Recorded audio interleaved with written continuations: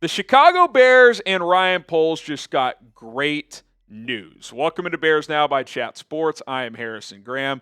No, they're not signing a player, at least that I know of. No, they're not making a trade of a big player, at least that I know of. No, this isn't Brandon Ayuk related. This is the NFL potentially going to 18 games. Now, Lloyd Howell, NFLPA executive, said this recently. We have talked at a very, very high level, specifically with recognition about, yeah, this is something that we should be talking about, and we should really kick the tires and understand what else goes into that decision-making process in terms of potentially adding an 18th game. Tweet from the Washington Post recently said that the NFLPA has engaged in high-level discussions with the NFL about potential implementation of an 18-game regular season, NFLPA executive director said.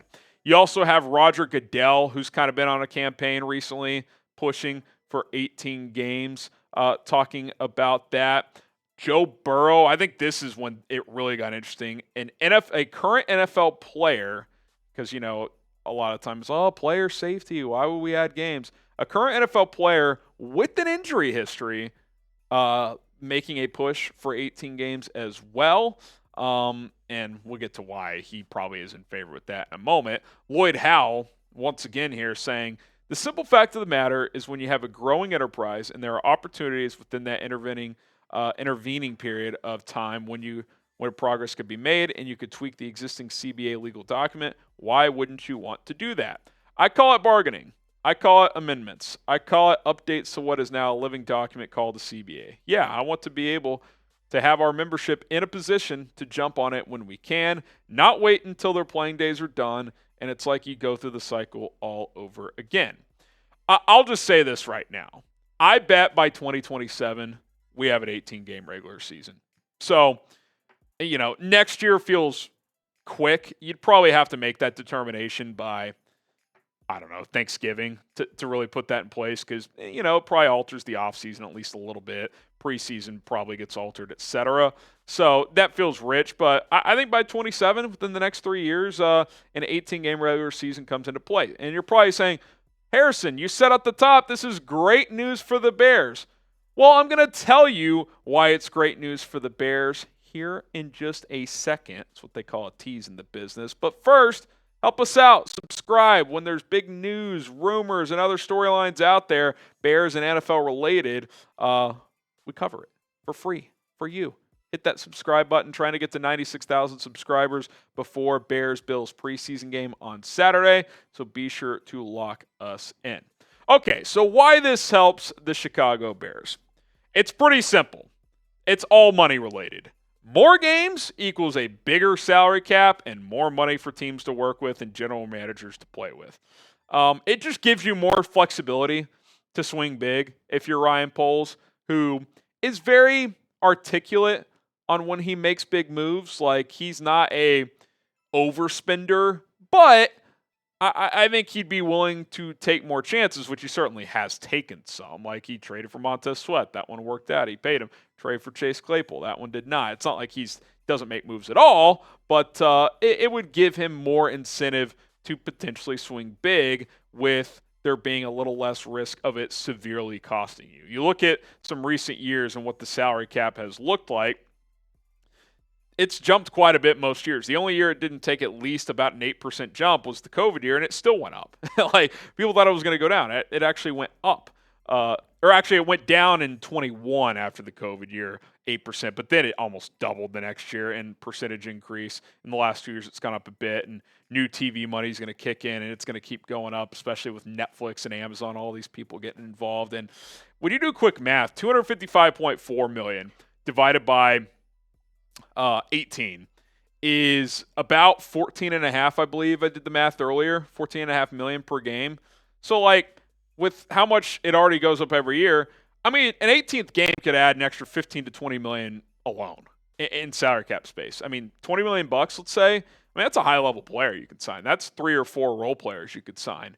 That could be the difference in keeping a key player as he gets older rather than cutting him loose. So That's pretty significant for all teams, but especially the Bears, who have been smart with their money at this point in time. Then all of a sudden, they could have a huge influx of cap space to really swing big in the next few years if this does get implemented into, the new schedule, an extra game here.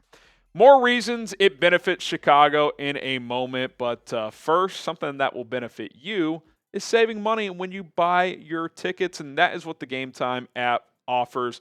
Last-minute tickets for the lowest price guaranteed, and they mean that. If you see a lower price of a ticket in the same section and row on a different ticketing service, take a screenshot of it, send it to Game Time. They will lower the price on their app for you. Download the Game Time app today. Use our code CHATSPORTS. Get you $20 off your first purchase only. Terms do apply there. And go check out the Cubbies at Wrigley. Cubs White Sox coming up later this week as well. You've got Bears preseason action, concerts, comedy shows, all kinds of stuff. Get out of the house and get the best prices with Game Time. And what they also do in their app as well is it's really easy to navigate just through their app, and it's really searchable. You can search by team, city, etc. List form, visual form. If you want to look at specific seats and where they're going to be in the arena or stadium, they've got that for you as well. They're going to show you the best current deals in real time, flash deals, zone deals that pop up as they try to fill seats for these events. Check out Game Time today. Code CHATSPORTS, $20 off your first purchase only after you download and create an account with Game Time. Link is in the comments and description to click and download the Game Time app right now.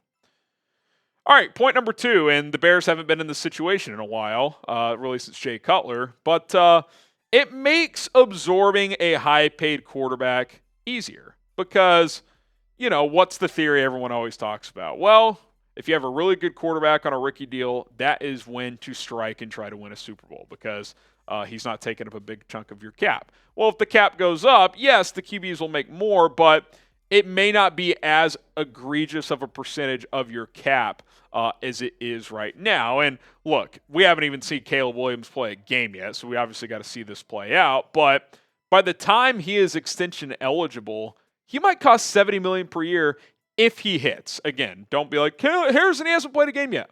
I already acknowledged that. If he's good, though, if he's a top 10 guy, by the time we get to the end of year 3 when he's extension eligible, he is going to cost a lot of money. Tua Tagovailoa, who I don't think is a top 10 quarterback, just got $53 million per year. Now, I think that was a dumb deal by Miami. But that's what these teams do, man. And if Caleb's going to cost 65, 70 plus million bucks, well, an increasing cap would certainly help you take that blow a little bit easier. So certainly would be a beneficiary as well for Ryan Poles and his staff moving forward. And then thirdly, it would make cutting bad contracts easier. Like taking on more dead cap money wouldn't be as difficult to navigate as an organization. Like when the Bears in Poles' first year just got rid of all these bad deals, I mean, they were just acknowledging we got no shot this year. Now, I'm not saying with an increased salary cap they would have anyway. I think Poles was acknowledging a teardown and kind of tanked without tanking, signed a bunch of cheap deals, and kind of accepted sucking year 1. But if you wanted to kind of do like a transition year and cut some aging players, you'd still have at least some cap space flexibility, even if you took on some dead money. Or look, let's face it. Let's say, for example, the Bears had extended Chase Claypool after trading for him or that offseason before he got cut the next year. You could cut him and be like, you know what, we're just going to take the dead money because he's just that bad to be around as a team. So the bottom line to all this stuff is it's about money. The Bears are entering a win-now window. They may have to pay a quarterback in the next few years. And if a cap boost comes into play, then you can really start to take swings if you're Ryan Poles. It just gives you more flexibility and less risk to do so. So it's exciting to think about. I think this is going to happen in the next few years. Like I said, by 2027, who knows? Could be right around when the Bears get a new stadium as well. Do you want an extra game, an 18-game regular season? Type Y for yes, type in for no. I go back and forth, but listen, I'm never going to complain about more football, especially real football, not preseason football. And that kind of comes to this in terms of what I would do. I would trim the preseason down to 2 weeks. And hell, I think 1 week would be fine. Just do a these teams care more about training camp anyway. Keep training camp the same, play 1-2 exhibition games, and then get the season going. Like, these teams, for the most part, will tell you, yeah, we do our evaluating in practice at camp. These games don't mean a ton at this point in time. So go to 2 weeks, 18-game regular season, extra bye week. I do think the players would need to push for that, and I think they would. And I think the NFL would also agree to that because then it's a 20-week season.